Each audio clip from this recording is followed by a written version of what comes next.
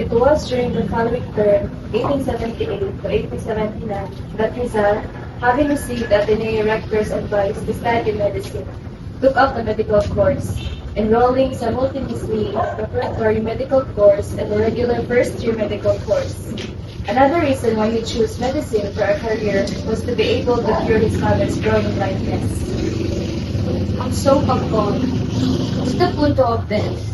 I don't understand kung why hindi tayo mag-aaral ng life ni Rizal and kung bakit kasali sa curriculum natin. Ang course niya na we are accounting students naman. Guys, pagod. Po, huwag mo sabihin yan. Alam mo bang malaki ang may ambag at may tulong ni Rizal para makalaya ang mga Pilipino sa panahon ng Espanyol? At dahil sa kanyang pagsusulikap na mag-aral ay namulat ang kanyang mata at tinulungan ang mga kapwa Pilipino. Kaya na may ibabahagi ko sa inyo kung ano ang naging buhay, ang naging pag-aaral ni Rizal sa kanyang sekundarya at kolehiyo.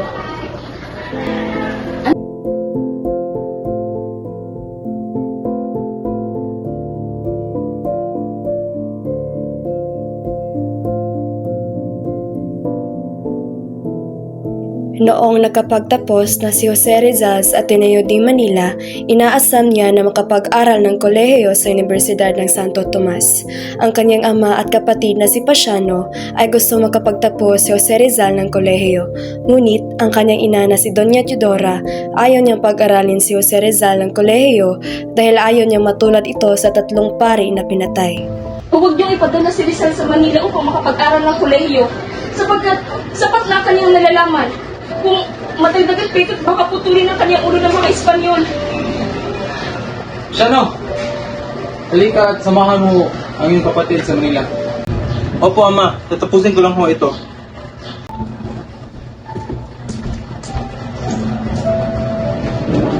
Jose, nais ko ipagpalam sa iyo na hindi madali ang desisyon mo na ipagpatuloy ang batas. At maaari kang magdulot ng panganib sa iyo. Kaya dapat alam mo na kaya mong isarang alang ang iyong mga desisyon at ang iyong kaligtasan. Kaya anak, pag-isipan mo mabuti. Nasa iyo ang desisyon mo kung ano tutuloy mo. Nagkapag-desisyon na si Jose Rizal na mag-enroll sa Universidad ng Santo Tomas sa kursong Pilosopiya. Ito ang kanyang napili sapagkat ito ang gusto ng kanyang ama at hindi pa siya sigurado kung anong kurso ang kanyang kukunin. Gayunpaman, sumulat siya ng liham para kay Father Pablo Ramon upang humingi ng payo kung anong kurso ang kanyang kukunin. Ngunit noong panahon na iyon, nasa Mindanao pa si Father Pablo kaya hindi siya makapagbigay ng payo kay Jose Rizal. Kumuha rin siya ng kursong land surveying sa Ateneo noong siya ay 17 taong gulang at nakakuha ng excellent sa lahat ng kanyang mga asignatura. Nagtamo rin siya ng medalya sa pagsasaka at topografiya at pagkalipas ng 1 taon, napagdesisyonan ni Rizal na kumuha ng medisina upang maipagamot ang kanyang ina. Isang mapanglaw na gabi, habang si Rizal ay naglalakad sa may dilim na kalsada, nangyari ang kanyang hindi inaasahan. Hindi nasaluduhan ni Rizal at nabati ng magandang gabi ang Guardia Sibil na kanyang nadaanan. Dahilan kung bakit nagalit ang tenyente at hinampas si Rizal ang espada sa likuran. Matapos ang insidente, napagpasyahan ni Jose Rizal na ipagbigay alam ito sa Gobernador General na si Primo de Rivera ang nangyari. Magandang gabi po, Gobernador General. Nais ko pong ipahayag ang aking hinanakit na tungkol sa paghampas sa aking oras ng isang kinente. Wala kang karapatang magreklamo. Dapat kang tumano ng loob dahil buhay ka pa. Hindi dininig ni Gobernador General ang hinaing ni Rizal sapagkat isa lamang itong Indio noong panahong iyon. Sa pangyayaring iyon, namulat ang puso't isip ni Jose Rizal na mayroong hindi tama sa pangangalakad ng mga opisyal.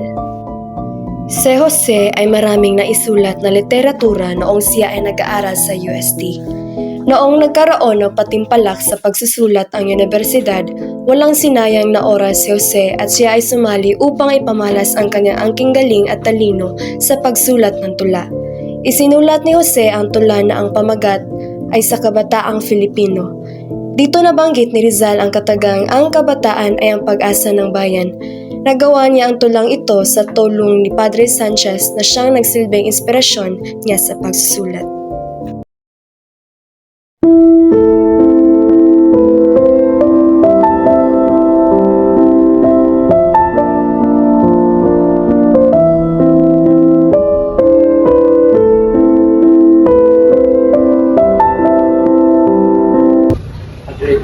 salamat po sa walang sawang pagsusulat. Alam mo naman kung paano ka taas ang tingin ko sa iyo. Ikaw ang mga provincia sa aking susulat na ang mga pula na gamit sa iyo. Labis po ako naglalak na patuloy ko rin ang ikaw sa susulat.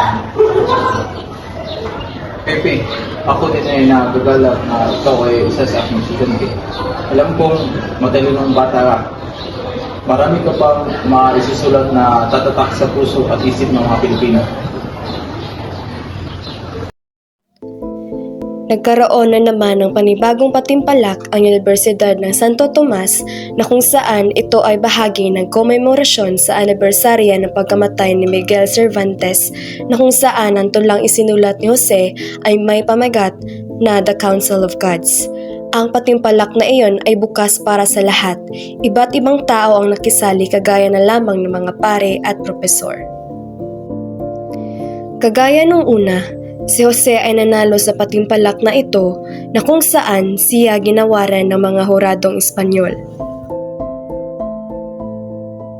Nagulat ang lahat dahil hindi nila inakalang ang isang Indio na katulad ni Jose ang nanalo sa ganoong patimpalak. Ito ay malaking kahihiyan sa mga Kastila sapagkat sila ay natalo ng isang Indio.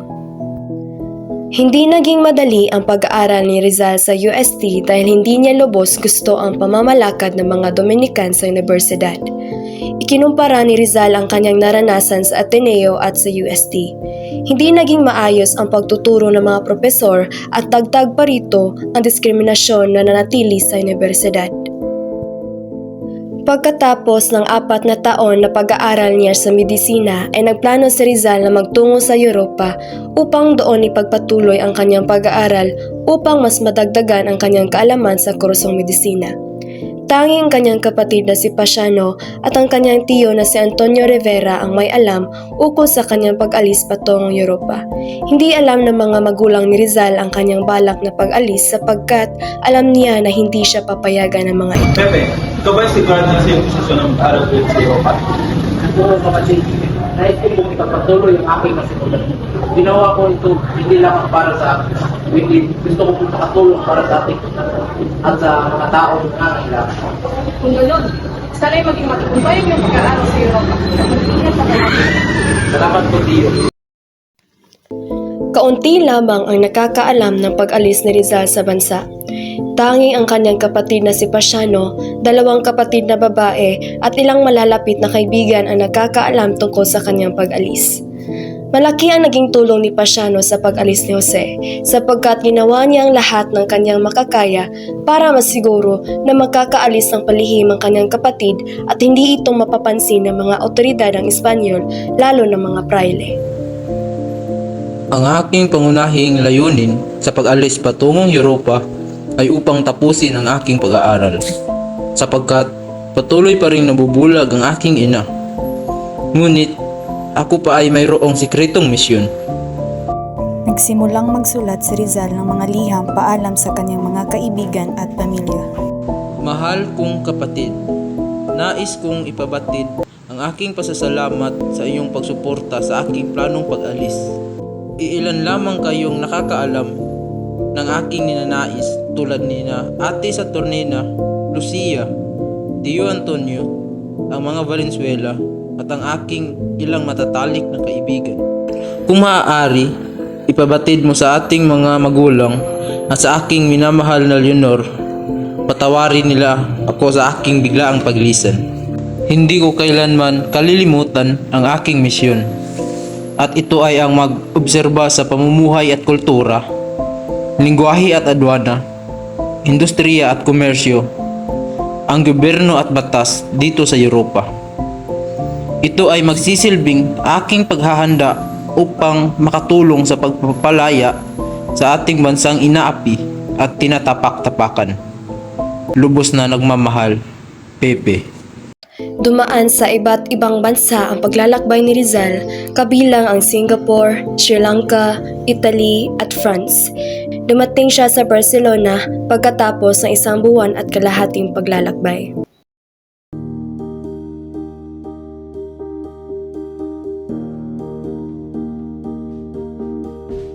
Bienvenido, Nero. Kami labis na natutuwa sa iyong pagdating dito sa Barcelona. Kamusta ang iyong biyahe? Estuvo bien bien. Ibang-iba ang Espanya sa aking bayan. Noong unay hindi niya gaanong nagustuhan ang Barcelona, ngunit habang siya'y nagtagal rito, unti-unti niyang nagustuhan at naramdaman ang pagiging malaya.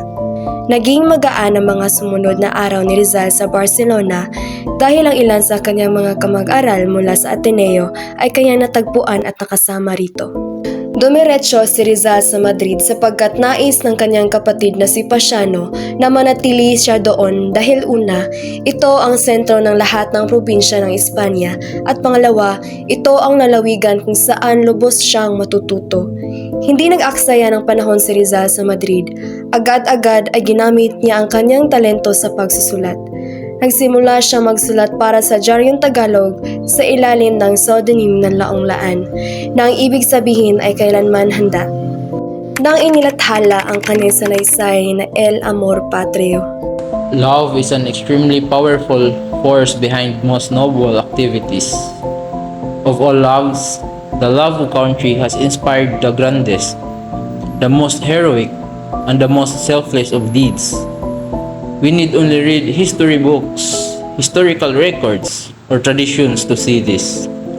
Ngunit, pagkatapos ng El Amor Patrio, ay tinigil mula ni Rizal ang pagsusulat ng mga artikulo tungkol sa bansang Pilipinas sapagkat tinutulan ito ng kanyang ina dahil naalerto ang mga opisyal ng Espanyol sa kanyang sanaysay. Natatakot ang kanyang ina sa posibleng kahinatnan ng kanyang anak. Sinunod ko ang payo ng aking kuya Pasiano. Ipinagpatuloy ko ang aking pag-aaral sa Universidad Central de Madrid. Kumuha ako ng 2 kurso, ang medisina at filosofiya at pagsulat. At hindi pa siya nakontento doon, nakahanap din siya ng oras para mag-aral ng pagpipinta at eskultura sa Academy of San Carlos. At pagguhit naman sa Academia de Bellas Artes de San Fernando. Nakahanap din siya ng oras para matuto at mahasa magsalita ng Pranses, Aleman at Ingles. Ilang araw ang nakalipas nang siya ay makarating sa Madrid, napagpasyahan niyang umanib sa Sirkulo Hispano-Filipino, isang organisasyon ng mga estudyanteng Pilipino sa Madrid kasama ang ilang Espanyol na dating naninirahan sa Pilipinas. Karamihan ay mga liberal gaya ni Don Pablo Ortega y Rey. Siya din ay sumapi sa lohiya ng masonerya na tinatawag na Akasya. Kabilang sa samahang ito ang ilang liberalista gaya ni Miguel Moraita, Francisco P. Margal, Manuel Becerra, Emilio Honoy at Juan Ruiz Zorrilla. Bukod sa kanyang pag-aaral, nagkaroon ng pagkakataon sa Rizal na makilala si Consuelo Ortega y Perez. Nakadama man ng kalungkutan sa Rizal sapagkat siya ay nangungulila sa kanyang tinubuang lupa. Ngunit lahat ng ito'y naibsan tuwing nasisilayan niya ang magandang mukha ni Consuelo.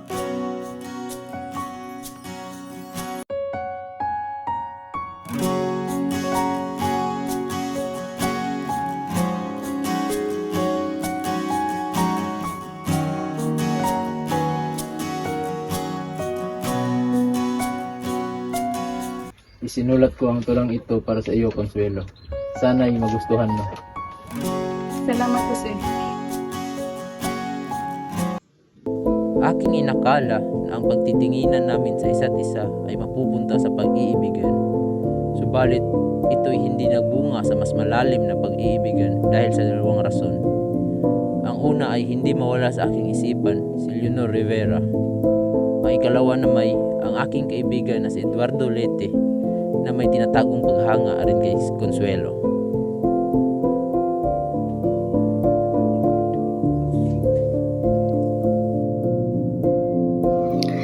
Sa kabila ng lahat ng ito, ipinagpatuloy ni Rizal ang kanyang pag-aaral ng medisina.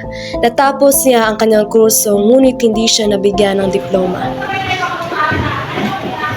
Jose, hindi mo makukuha ang iyong diploma dahil hindi ka nakapagpasa ng thesis.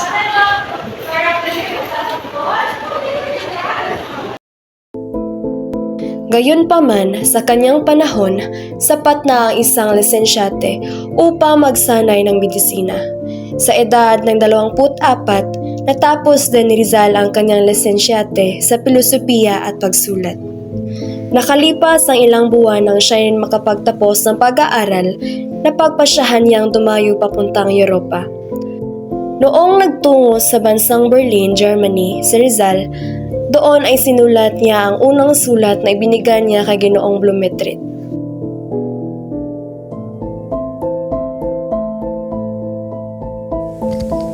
There, Blumentritt, I have heard that you are studying our language and that you had already published some works about it. Permit me to send you a valuable book written by my countryman in our language. The Spanish version is mediocre because the author is only a modest writer, but the Tagalog part is good, and it is precisely the language spoken in our province.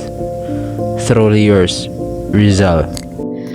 Nang lumipat si Rizal sa Berlin, nais siya mas matuto tungkol sa ophthalmolohiya, kultura ng Aleman at nakikipagkita rin siya sa mga siyentipiko.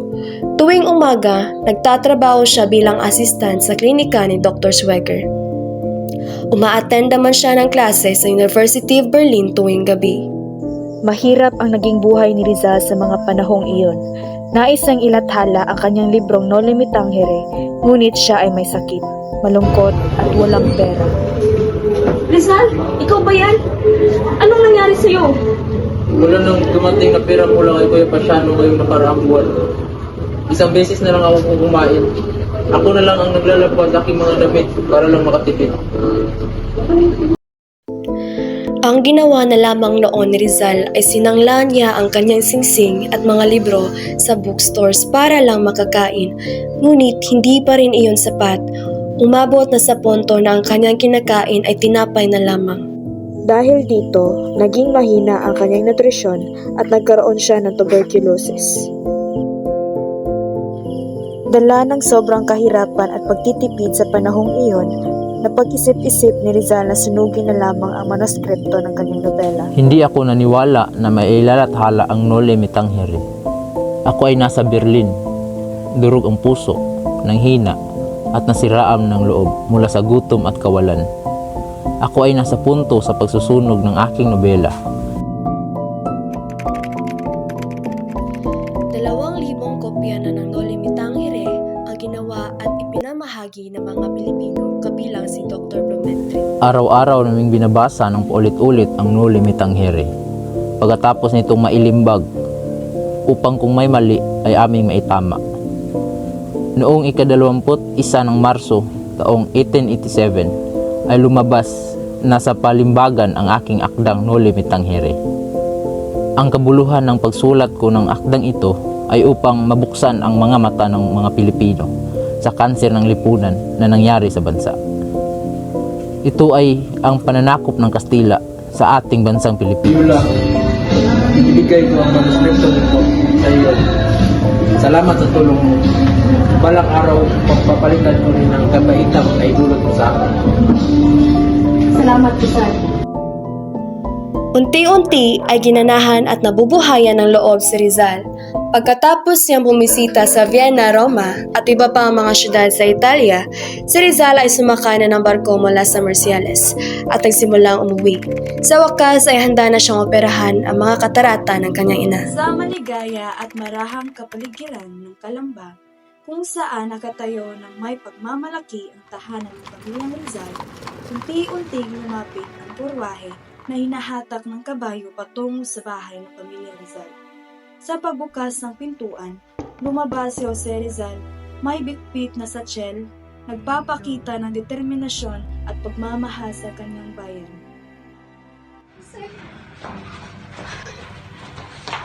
Sa wakas, Jose, nakauwi ka na. Tayo'y umupo muna.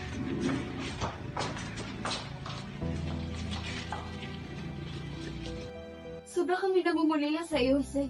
Kaya tagal na nung huli natong pagkikita. Higit na nung umulila rin ako sa mga. Pero bumalik ako may pag-asa at kasiyahan sa aking puso. Di ba may sinulat ka? Dapat magantay, Noli Me Tangere.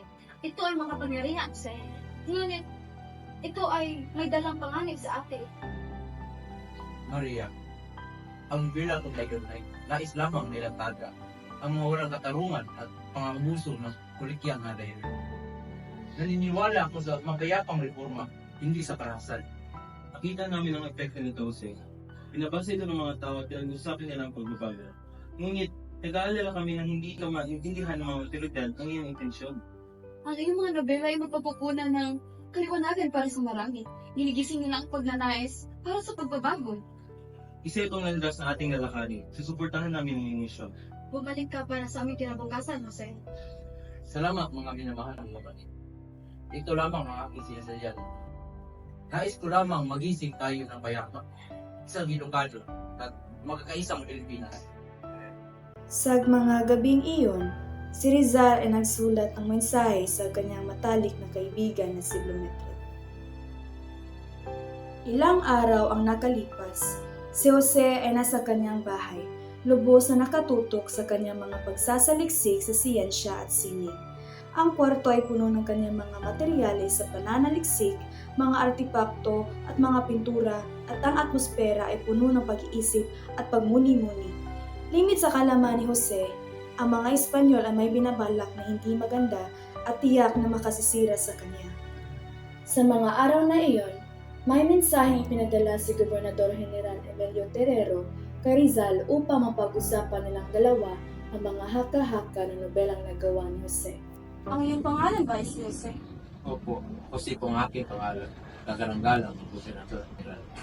Ang iyong nobela, totoo ba na sinulat mo ito upang maghimagsik laban sa mga Espanyol? Ang laman ng aking nobela ay nais lamang magbigay ng katotohanan sa mga nangyayari sa ating bansa. Hindi para magpakita ng paghihimagsik. Si Gobernador General Emilio Terrero ay binasa ang nobela ni Rizal at hindi nakita ng anumang mapangwasak na mga ideya dito. Kahit may bagyo ng kontrobersya hinggil sa nobela, hindi nahuli si Rizal at para sa kanyang kaligtasan, itinalaga ng Gobernador General ang isang bodyguard sa kanya, si Lieutenant Jose Tapiel Andrade. Binabantayan ng mga makapangyarihang kaaway na pilitang umalis si Rizal sa kanyang bansa para sa pangalawang pagkakataon. Pagkatapos ng iwanan ang kanyang minamahal na bansa, naglakbay siya patungo sa Hong Kong, Japan, London at Estados Unidos. Sa parehong paraan, patuloy siyang namamahagi, nakipagtagpo sa mga tao at nag-aaral ng pamumuhay sa mga bansang kanyang binibisita. Naging maugong sa tenga ng mga praile at mga opisyal at pamahalaang Espanyol ang pagbalik ni Rizal sa Pilipinas noong 26 ng Hunyo 1872. Dahil sa siyang Pilipino na kapag-aral sa ibang bansa at siya'y matalino na sumali sa iba't ibang organisasyon sa abroad at dahil na rin sa kanyang nobela na Noli Me Tangere na siyang lubos na ikinagagalit ng mga praile. Pagdating ni Jose Rizal sa Maynila ay naging lubhang kahindik-hindik sa mga Pilipino. Ang kanyang kasikatan ay kinakakatakutan ng mga Kastila at ang mga ito ay mahigpit na minamatyagan at humahanap ng bagay na maaaring maging dahilan upang siya ay dakupin. At nagtagumpay nga ang mga Espanyol sa planong ito. Ika-14 ng Hulyo 1872 na magpasya ang pamahalaang Espanyol na ipatapon si Rizal sa dapitan. Maligayang tudating sa dapitan. Gracias, Kapitan. Hindi ko akalain na magkakaroon ako ng pamusong bisita. Hindi ako bisita, Senyor. Ako ay pinatapon ng gobyerno. Sa madaling salita, preso. Padre to, nandito na si Rizal. Ang sikat na manangulas ng Enfili at Noli Me Tangere, ang dakilang erehe at filibustero, ang mortal na kaaway ng Espanya at simbahang Katolika. Kilala ko na siya. Senyor Rizal, ayon rito sa sulat ng Gobernador General ay pwede kang mamili ng iyong titirhan. Pwede kang tumira rito sa kumbensya o sa kumbento ng simbahan. Sa kumbento, sa ilalim ng aking bubong, papayag lang ako sa ilang kondisyon. Kung si Senyor Rizal ay magpupuntisal ng kanyang mga kasalanan at magbabalik loob sa simbahang Katolika, babawiin niya ang kanyang pambatikos sa aming mga relihiyon. Ito na siguro ang pinakamalungkot na lugar na nakita ko sa buong buhay ko, Kapitan. Hindi kalungkutan ang nakikita ko. kundi kapayapaan at katahimikan. Sobrang katahimikan, kahit mga ibon ay hindi humuhuni. Sa mga bahay-bahay, wala kang maririnig na tawanan, kundi walang tigil na paglorosaryo. Ligtas ka na sana sa Hong Kong. At bakit ka pa bumalik sa Pilipinas? Sa Pilipinas ang pinaglalaban ko, Kapitan, hindi sa ibang bansa. Parang walang galang lang. Kayo po ba yung pinag-uusapan sa bayan? Doktor po ba kayo? Oo, ako nga. Nais ko sana magpagamot, ngunit wala akong perang may pamabayad.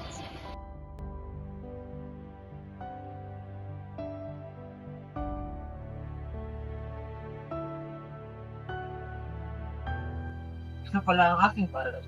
Nagpapasalamat ako, Pepe, sapagkat malino ng aking mga mata. Subalit, mas malino pa sa aking mga mata ang iyong pagdurusa.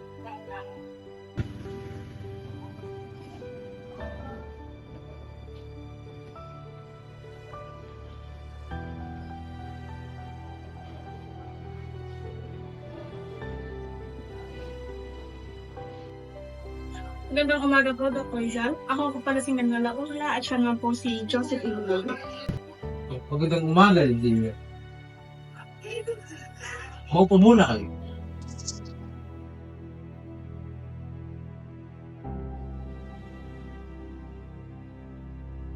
Namahan ko lang ang puso ito dahil nakakalat nila ay nasa Manila ang Pilipinas. I'm George Stoffer Silsal. As you can see, I am blind and I hope to avail your service. Can you do operation on my papa? No, it is complicated. It is time for us to go. No, I like it. We only know each other for a short time. I'm afraid that it is your loneliness that makes you stay close. No, believe. I'm sorry, but I cannot leave my papa. I need to go back to Pilipinas. Are you coming back?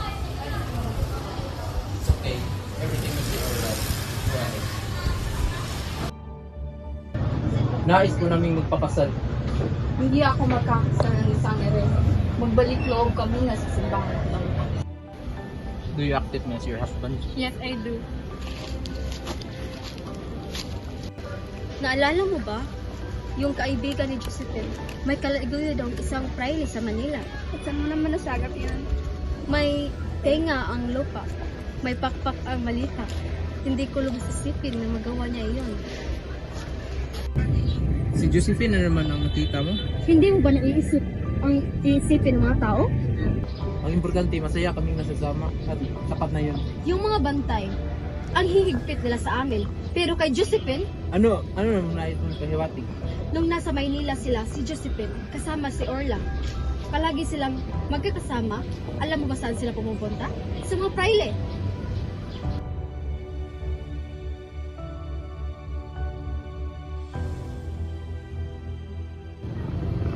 Tell me the truth.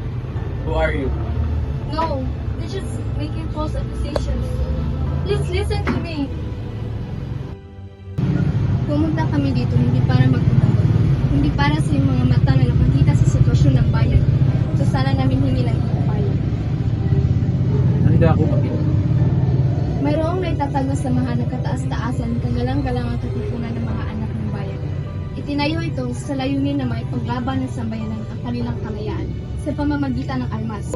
Kami ang mga bunga ng iyong libro. Ikaw ang naging inspirasyon namin.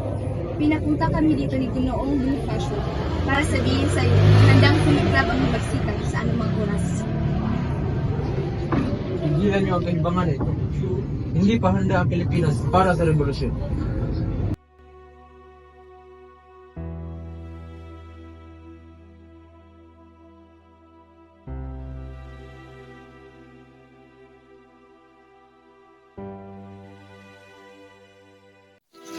Habang si Rizal ay nasa biyahe patungong Maynila, ay hindi niya maiwasang makaramdam ng kalayaan at kapayapaan.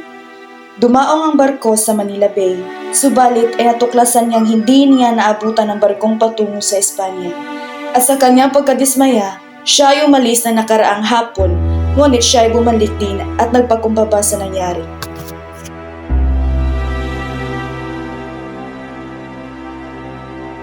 Magandang umaga, Sin. Kasi tingnan mo yung photos ko. Ako'y si Rizal at isang pasahe na dapat sa sumakay sa barko patungong Espanya. Ngunit nakaligtaan ko ang pag-alis ng barko. Ako ay umiiwan ko. Naiintindihan ko yung kapatid. Ngunit huwag kayong mag-alala. Dahil pinatutunong pamahalaan, kayo ay manatiling muna dito sa kusur ng Kastila habang hinihintay ang susunod na barko patungong Espanya. Maraming salamat. Napakalaking pagmamanasakit ng Espanya. Wala nga naman, Senyor. Siguro din namin ligtas ka dito habang hinihintay mo ang iyong barko patungong Espanya. Sa wakas, dumating na ang panahon bago ang kanyang pag-alis. Isinulat niya ang isang liham sa kanyang ina na nagpapaalam sa kanyang pag-alis patungo sa Cuba at ang kanyang pag-alala sa kanilang kinabukasan sa pagsiklab ng revolusyon. Bagaman natatakot sa mga posibleng pangyayari at reperkusyon na maaaring gawin ng pamahalaan, tinawag pa rin ni Rizal ang kapangyarihan ng banal na providensya at inilagay sa kanyang mga kamay ang kanyang buhay at kinabukasan. Sumakay sa barkong Isla de Panay, sinimula ni Rizal ang kanyang biyahe patungo sa Barcelona, Espanya. Kasama sa mga pasahero sa barko sina Don Pedro Rojas, isang mayamang industrialista, kasama ang kanyang anak na si Periquin, na patungo sa Singapore na nag-alala sa kaligtasan ni Rizal. Hinikayat nila si Rizal na manatili sa Singapore at samantalahin ang proteksyon ng mga Briton. Ngunit tinanggihan ito ni Rizal.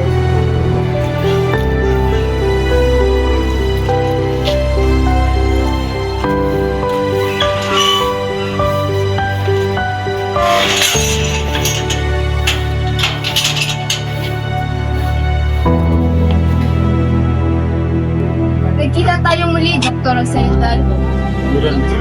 Ako nga. Ikinalulungkot kong makita kasi parehong sitwasyon sa muli nating pagkikita. Noong Nobyembre 20,896, nagsimula ang paunang investigasyon sa kaso ni Rizal sa pangunguna ni Coronel Francisco Olive bilang tagapaghukom. Ang taong nasakda na nandito sa Salong Rebellion, sitwasyon na nagbabalak ng masama sa bansang Espanya. Ano ang pangalan sa sasaktan? Edad. Trabaho. Doktor at manunin. Ngayon, nanindigay ang posisyon ng kayapanin. Gracias. Walang sino man ang dapat kumontra sa Espanya. Ang sino mang hindi sumunod ay maaaring makulong at ipapatay. Yan ang narapan kay Dr. Rizal. Siya ay narito ngayon sa Salong Rebellion laban sa ating bansa at pagtatag ng samahang laban sa batas ng mga Kastila. Hindi ba narapat lamang sa kanya ang parusa mas masakot pa sa hayop? Walang utang na loob sa bansa na paaral sa kanya. Nararapat sa isang taksing tulad niya ang ipapatay. Gracias, Atty. Alcocer. Ngayon naman, hingin natin ang panig na depensa. Tinatawagan ko sa kanyang kitagod di Andrade upang depensa ng kanyang panig. Gracias. Ang kadakilaan ng isang tao ay hindi nagsusukat sa yaman, kundi sa katatagan ng loob. Ang nais lamang ni Dr. Rizal ay maging pantay ang trato ng mga Kastila sa mga Pilipino. Hindi kayo dapat padalos-dalos sa pagbigay ng inyong parusa. Ngayon naman, tingnan natin ang panig na nasasaktan. Kasinungalingan ang binibintang sa akin. Wala kayong konkretong ebidensya. Hindi ako nagkasala ng rebellion. Ako mismo ang pumigil kay Dr. Pio Valenzuela na ituloy ang rebellion. Wala akong kinalaman sa pangaklas at hindi ko alam kung bakit dinadama nila ang pangalan ko. Sana ay gamitin mo ang iyong utak upang magawa ang nararapat. Magkaroon ng masusing deliberasyon ukol sa taas ng Dr. Rizal. Maaari na ibalik ang nasagdal sa kanyang selda. Ipapaalam ng hukuman ang resulta ng deliberasyon. Si Rizal ay nagmakaawang walang sala at sumulat pa ng isang manifesto na nananawagan sa mga revolusyonaryo na itigil ang pag-aalsa. Si Lieutenant Luis Taviel de Andrade, ang abogado ni Rizal, ay ginawa ang lahat upang iligtas siya. Subalit, noong Disyembre, natapos ang paglilitis ng kaso at binasa ang hatol ni Rizal. Si Jose ay napatunayang nagkasala at hinatulan ng kamatayan sa pamamagitan ng pagbaril sa kanyang likod. Hindi na siya dapat katulad pa. Dapat parusahan siya sa kanyang nagawa. Tama, sangayon ako dyan. Ako din. Kung ganun, paras pa kami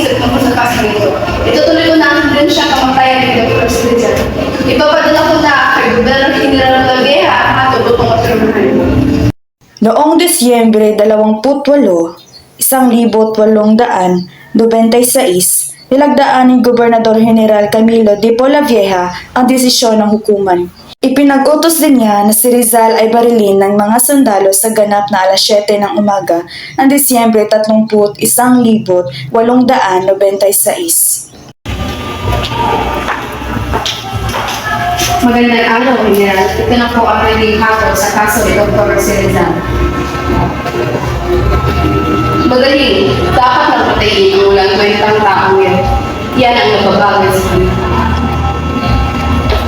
Ngayon, ayaw ko sa inyo ang naging hatol ng korte. Ang nasasakdal si Dr. Jose Rizal ay nahatulan ng kamatayan. Ito ang pinirmahan ni Gobernador General Polavieja. Ipapatupad ito sa 30 Disyembre sa naganap na alas 6:30 ng umaga. Sa kanyang huling mga araw, isinulat ni Rizal ang kanyang pinakamahabang tula, ang Mi Ultimo Adios, na tungkol sa kanyang pamamaalam sa mga Pilipino. Nang bisitahin siya ng kanyang ina na si Teodora at mga kapatid noong Disyembre 29, ipinamahagi ni Rizal ang natitira niyang mga ari-arian. Iniabot niya ang kanyang gasera sa kapatid niyang si Trinidad at mahinang bumulong sa Ingles. There is something inside. Kalaunan, kinuha ni Trining at ng kanyang kapatid na si Maria mula sa gasera ang kopya ng huling tula ni Rizal. May bisita ka. Patawad, ginawa na natin ang lahat, sapagkat ang desisyon ng hukuman ay hindi naaayon sa katotohanan. Kung kailangang mangyari ito, kung kailangan magbuwis ako ng aking buhay para sa ating ilang bayan, gagawin ko ito ng buong tapang at dangal. Pumahanga ako sa iyo, Rizal. Wala pa ako nakilalang tao na kayang ibuwis ng kanyang buhay alang-alang sa bayan. Pero ako'y nalulungkot na hindi kita may pagtanggol sa kanila. Huwag kang mag-alala, Lieutenant. Hangang-hanga rin ako sa iyong tapang. Dugong Pilipino talaga ang dumadaloy sa iyong katawan. Andito na yung ina at kapatid mo. Anak ko! Ina, ba't ka dito? Anak! Anong gagawin nila sa'yo? Ina, huwag kang mag-alala. Para ito sa ating bayan. Sana'y mapatawad mo ako sa aking mga kasalanan. Tama na yan, bawal magtagal. Trinidad, buksan mo ito pagkatapos ng aking kamatayan. Meron itong laman. Magkasa ka pa rin. Padre, gaya ng iyong nais. Narito ang aking invitasyon. Mainam naman sa bagyan ang iyong isip kasi. Mabuti na lang at bumalik ang iyong loob sa simbahang Katoliko.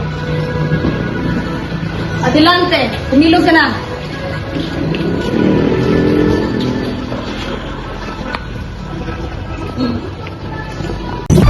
Bago niyo ko patayin, pwede bang humiling sa kauli-hulihan? Maaari bang barilin niyo ko ng paharap? Imposible! Ipinagputo sa amin ng general na babaril ka namin habang ikay nakatalikod!